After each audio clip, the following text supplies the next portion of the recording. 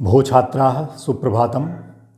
अद्य वर्षाकालीन वेलायां देववाण्याः वादने भवतां सर्वेषां छात्राणां हार्दिकं स्वागतम् अभिनन्दनं च।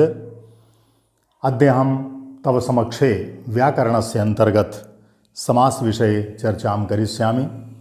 इतः पूर्वम् एकं श्लोकं तव ज्ञानवर्धनाय द्वादशकक्षातः।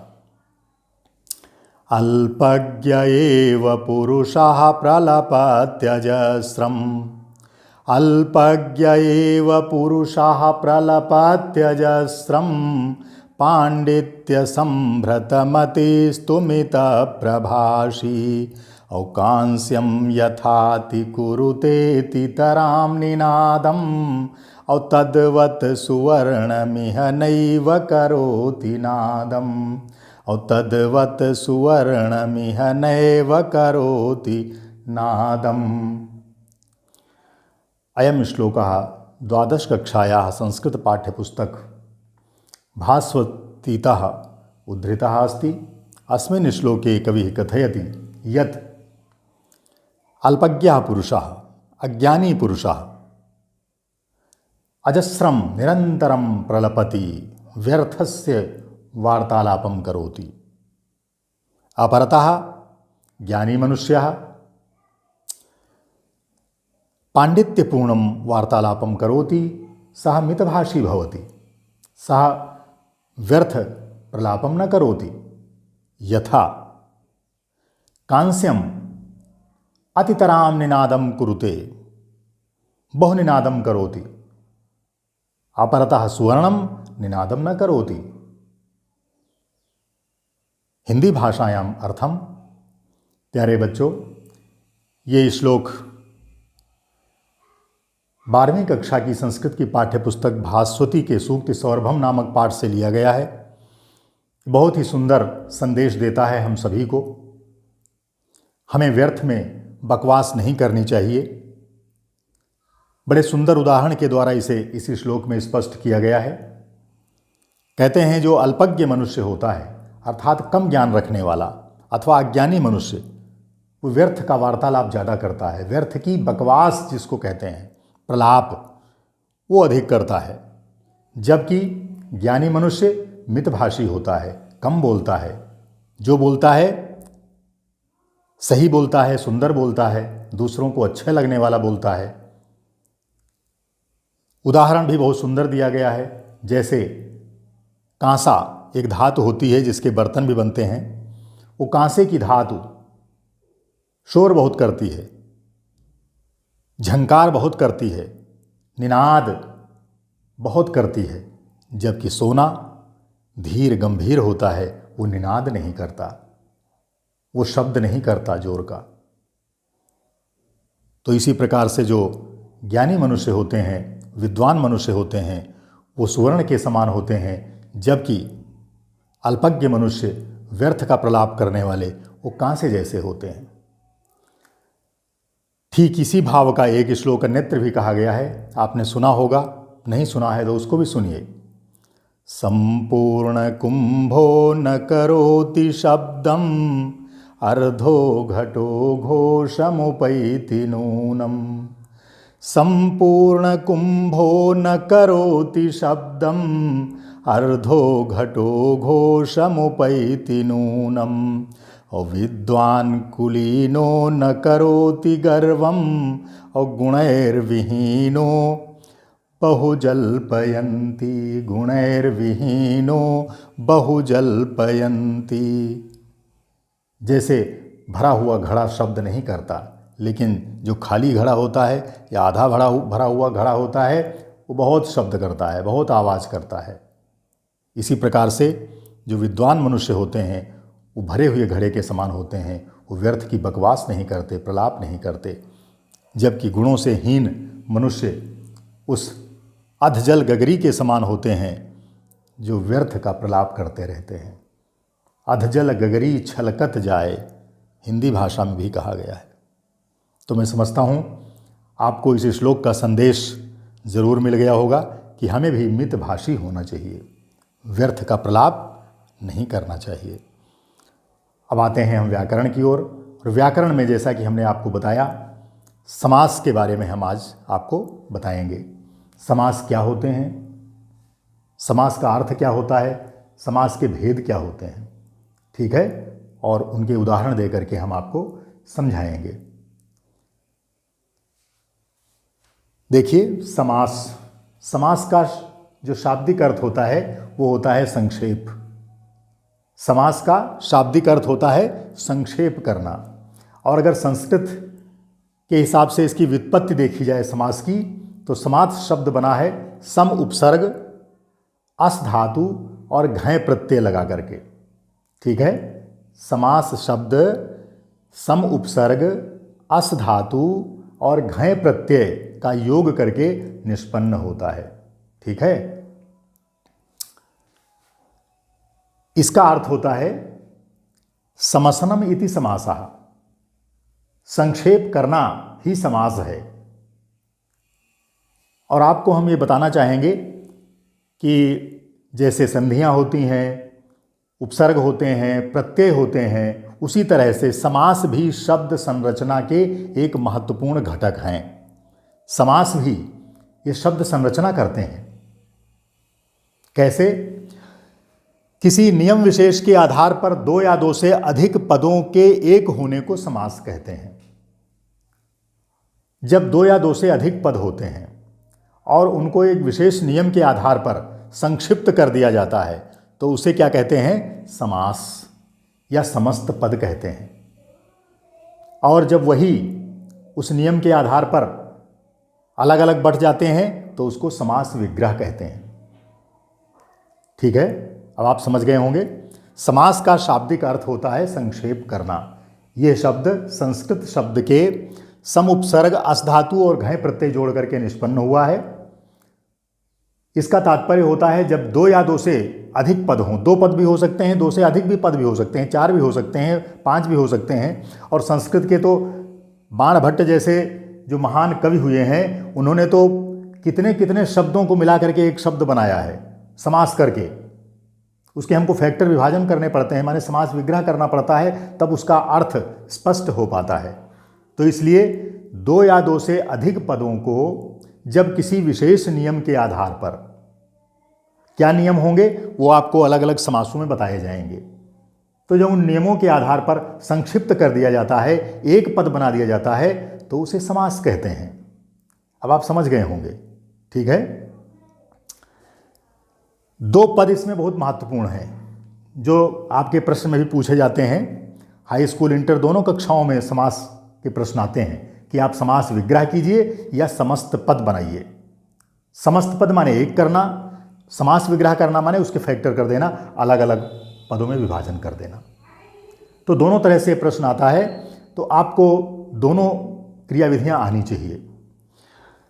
समस्त पद किसे कहते हैं? जो अभी हमने बताया, जब समास हो जाते हैं, दो या दो से अधिक पद एक बन जाते हैं, तो उसको समस्त पद कहते हैं, ठीक है। और जब वो दो या दो से अधिक पद रहते हैं या उनको दो या दो से अधिक पद में बांट देना, तो उसको समास विग्रह कहते हैं, ठीक है।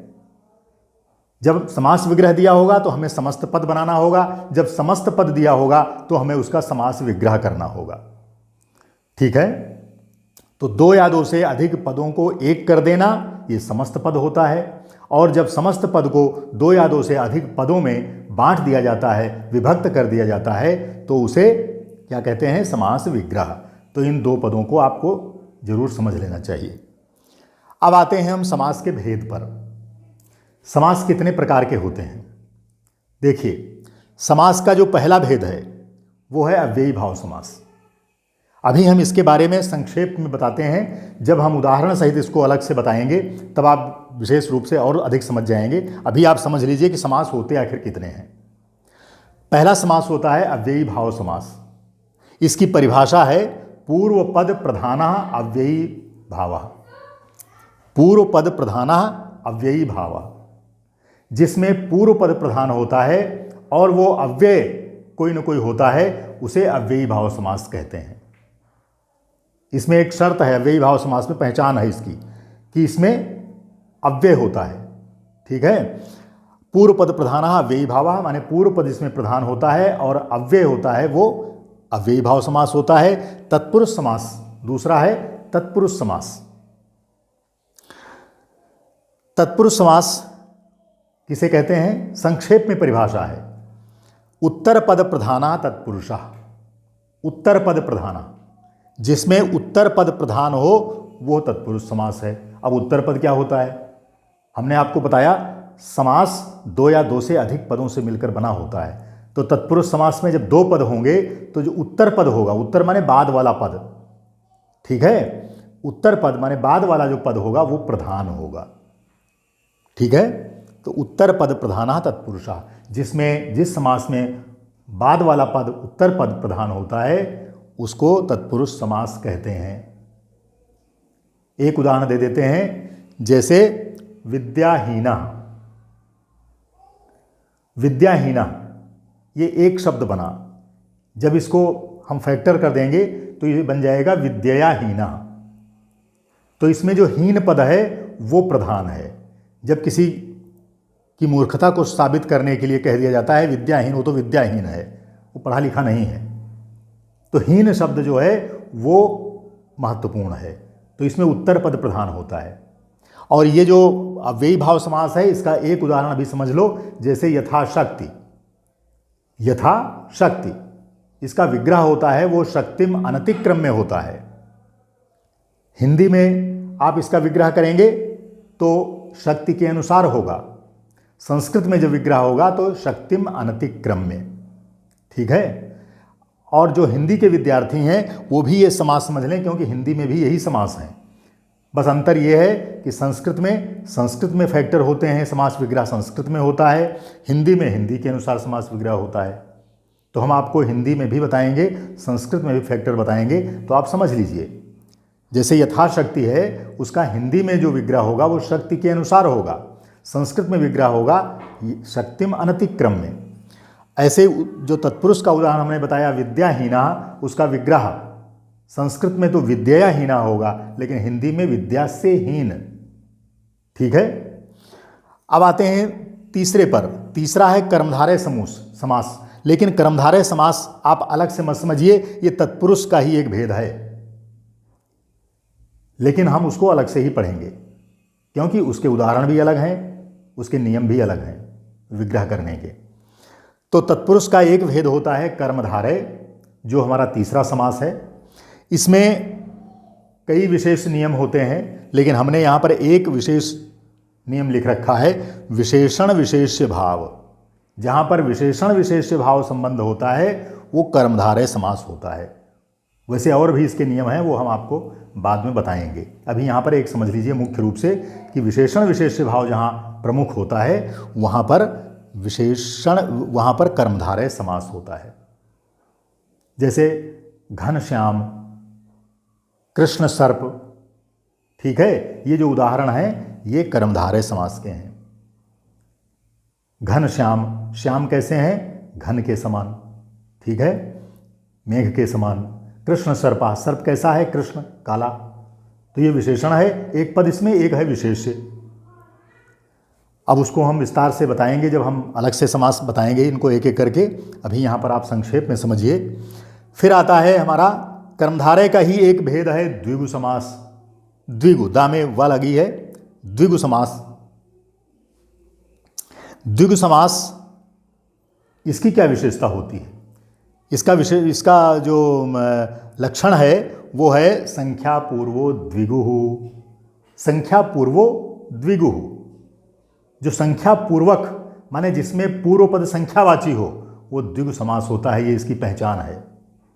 जिसका पहला पद संख्यावाची हो वो द्विगु समास कहलाता है। जैसे उदाहरण के लिए हमने आपको बताया था व्याकरण के पहले ही दिन कि अष्टाध्यायी किसका ग्रंथ है? महर्षि पाणिनि का।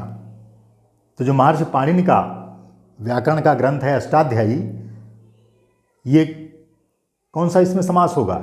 इसमें द्विगु समास होगा। क्यों? इसमें पहला पद क्या है? अष्टाध्यायी में अष्ट, 8, ये संख्यावाची शब्द है। अष्ट शब्द क्या है? संख्यावाची, इसलिए द्विगु समास का उदाहरण है। अष्टाध्यायी, इसका विग्रह होता है अष्टानाम अध्यायानाम समाहारा, 8 अध्यायों का समूह। ये हिंदी में इसका विग्रह हो गया।